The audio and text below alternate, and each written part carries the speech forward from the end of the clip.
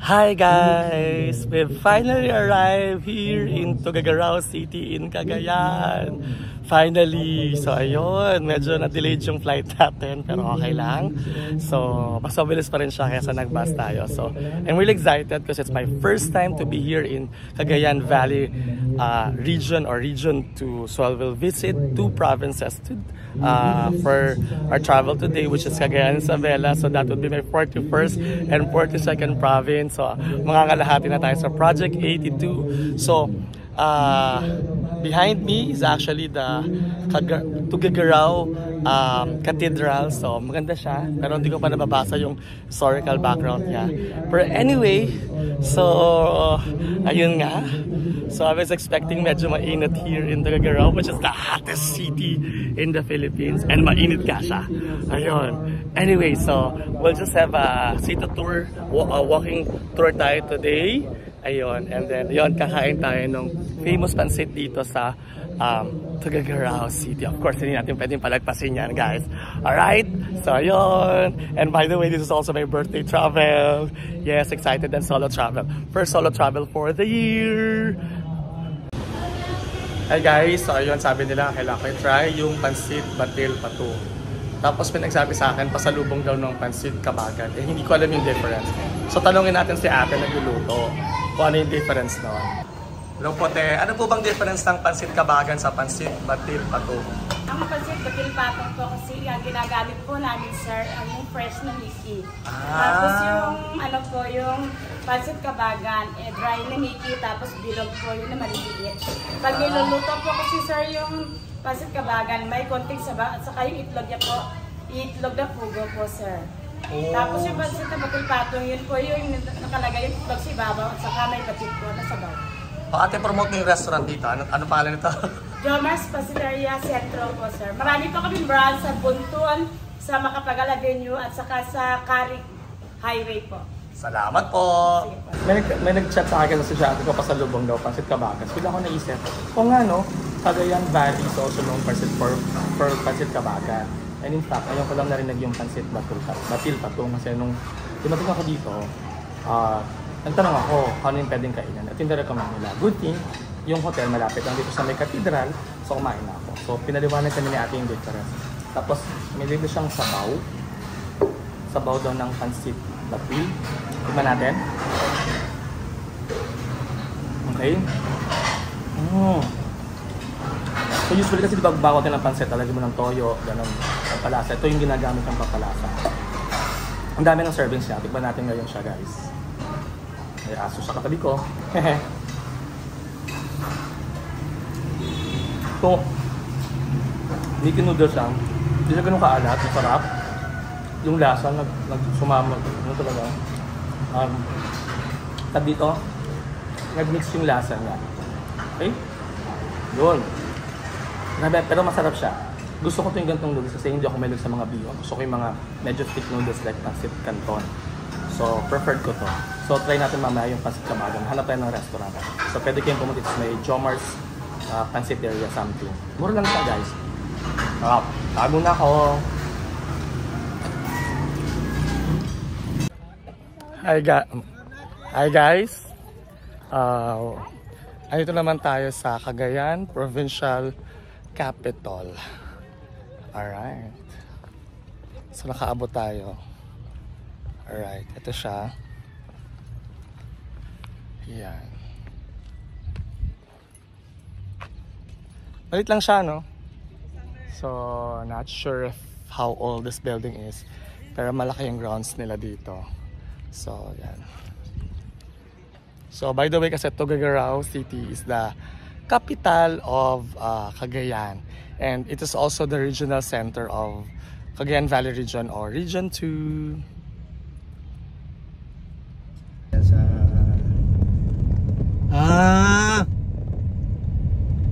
So guys, yan ang Pinakanawan River. Isa sa mga tributaries ng Cagayan River siya. Okay. Ay, nakita ko to sa aeroplano. Okay. So dito pala hindi binabaha. So yun nga, Sierra Madre yun sa kabila, guys. Nice. Pwede mo yan. Sige kuya. So guys, ayun tayo sa Pinakanawan River. So akala ko Cagayan River siya kanina. Hindi pala. Sa mga tributaries lang siya ng Cagayan River. So yan yung bridge. Asabayan tayo ng Peña Blanca. At yan ang Sierra Madre. So finally, narating ko na yung pinakadulo ng Sierra Madre kasi madalas nakikita ko lang yung galing Quezon, no? Yan.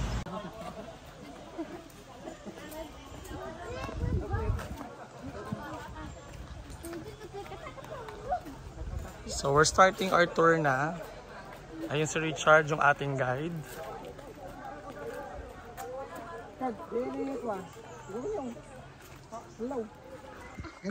Ayan na siya guys. Di ba nauna na ako? Malamig-lamig dito sa taas. Mahangin.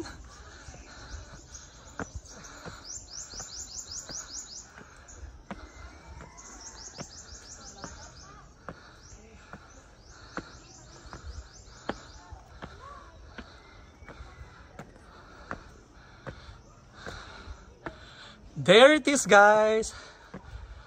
Callao Cave. Oh wow.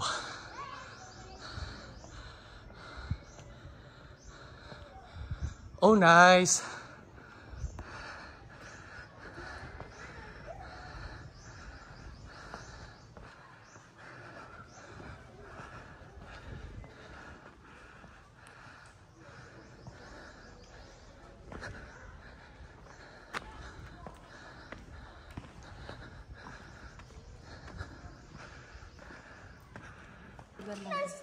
Ito yung una? Yan po, sir. Ah, okay. Ah, ito yung sa picture may simbahan. Ah, kasi may tsurang santo.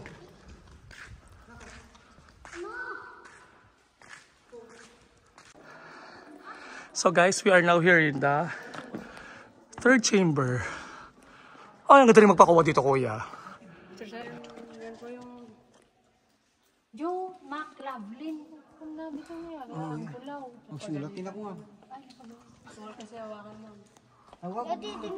Bakit yung hawakan? Para sa... So yun guys, may mga nabi tayo syempre. Si Sir Walter, tsaka si Ma'am Deborah. Ayun yung kid nila, o yan o. Okay, pumunta kayo sa vlog ko. Hello! Say hello, yan. Taga-Tuguegarao sila. Ayun. So yun. So yun guys, ang init! Sobra! Pero hindi na kami natawid dun sa kabilang side. Happy na ako na makita siya. Cagayan River. So, nakita ko na sa aeroplano to kahapon.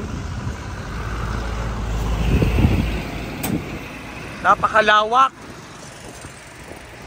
Ito kasi yung longest river sa Pilipinas. Isa nga ang tawag dito is Rio Grande de Cagayan. Sa sobrang lawak niya. Reminiscent of Mekong River, no? Sa Laos. Kita na natin dyan soon! Hey guys, we're back sa hotel. So ito nga pala si Kuya Elio. Say hi ka naman. So, pag kailangan nyo ng taxi, you can always get Kuya Elio. Yan. So yan. Kukulit ko yung number niya mamaya. Good morning guys! It's Sunday morning here in Tuguegarao City. So, I decided to have a short 5-kilometer run. So, kailangan mag-run pa rin tayo kahit nasan tayo. Anyway, I'm here in Rizal Park. And then, there is actually the Tuguegarao City Museum and Research Center. So, I'm not sure if it's open kasi it's Sunday. Alright, so... Pero, I was looking at looking in the net kung ano siya before. So, hindi ko makita ko anong building to. Yeah, but it's an old structure. Sayang natin mapapasok. So, we won't be able to see kung ano yung meron sa cultural heritage nila.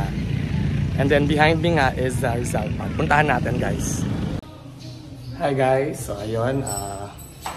Last day here in Tuguegarao City. So, we'll be transferring. I'll be going now to Kawayan City, Isabela. Kasi doon tayo uuwi sa airport. But anyway, dito tayo nag-stay sa Urban View. Alright. So, if ever if you'll be here in Tuguegarao, you can check them out. Sa Agodox na nakuha. The trip is really low, pero really nice accommodation. Thank you, Urban View. Hi guys, so nasa bus na tayo. Victory Liner tayo going to Kawayan City, Isabela. So hindi ko alam kung gano'ng katagal yung travel. Pero nakalagay sa Google mga 2.5 hours.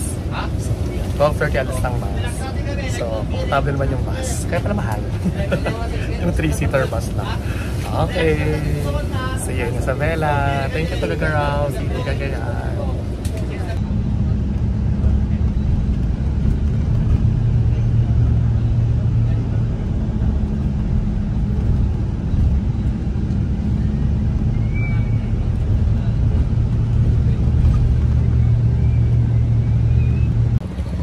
Hi guys, we're finally here in our 42nd province, which is Isabela. So nag-decide na lang ako sa Kawayan City na lang ako magstay kasi kung mag-iilagan pa medyo hassle kasi one night. Yung flight ko pa uwi is actually here sa Kawayan City. Anyway, so just like in Cagayan, the first stop natin na pinuntahan ko, I was their church, yung St. Peter's Metropolitan Cathedral. So na-search ko, ito yung sa mga churches na dapat puntahan dito sa Kawayan City.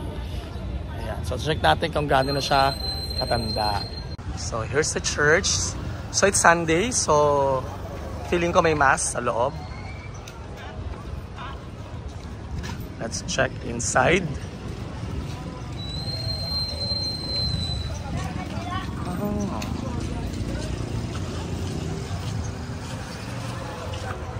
So yung design niya guys, tahimik lang tayo. Parang din yun yung sa cathedral sa Tuguegarao. It's almost the same. Okay. Pasok tayo sa loob pero hindi tayo mag-video masyado. Hi guys, andito tayo ngayon sa Kawayan City, Isabela. Kakarating natin. So syempre, just like what we did nung nasa nasa Tuguegarao, the first thing na hinahanap natin is yung pancit. So doon, first time ko na-encounter yung pancit batil patong. So na-experience natin yung difference. It's basically the same. Mickey noodles din siya, pero thicker yung noodles doon sa batil patong dito sa Kabagan. Sabi ni ate doon, is actually thinner. And then, yun nga, medyo dry siya compared dito sa Kabagan na may sabaw siya. Nilagay ko na yung sabaw niya. So, and then one major difference then is that yung eggs na ginamit dito is quail eggs. Alright? And then, doon sa pancit batil patong, normal chicken egg. Pero may nakapagsabi sa akin, yung chicharon daw doon, yung chicharon ng sa kalabaw daw. So, hindi ako sure doon. Pero, tikman lang natin kung ano yung difference niya.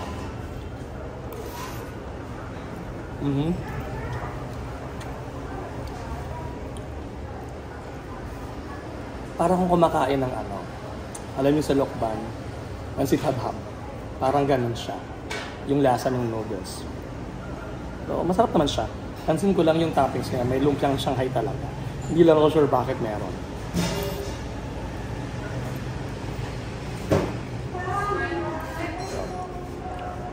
By the way, andito pala ako sa Felicitas, malapit sa church, sa Our Lady of Pilar Church. So, pinunta ko na rin kanina. Sige, kain muna ako guys.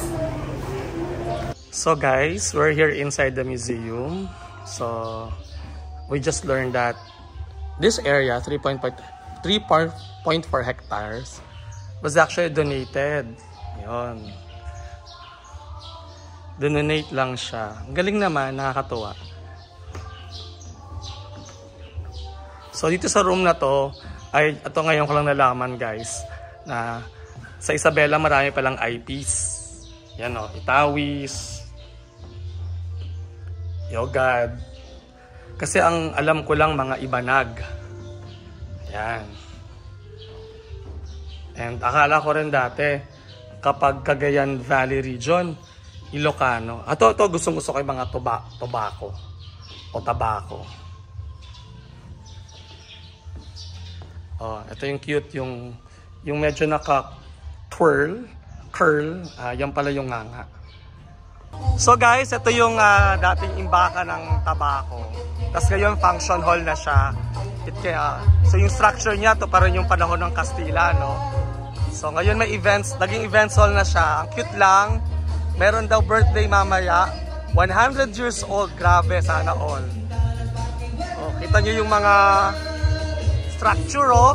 Luma pa talaga.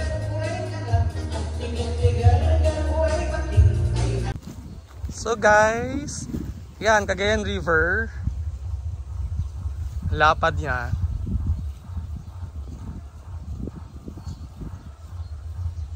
So sabi naman, pag bumaba, medyo mataas tong lugar. So kahit umapaw siya pag tag-ulan, hindi siya ganun ka... dito? Hindi naabot tong lugar. Ay, yung mga kulay puti, yon, dinadry na daw yung tabako. Ito po, corn din yan.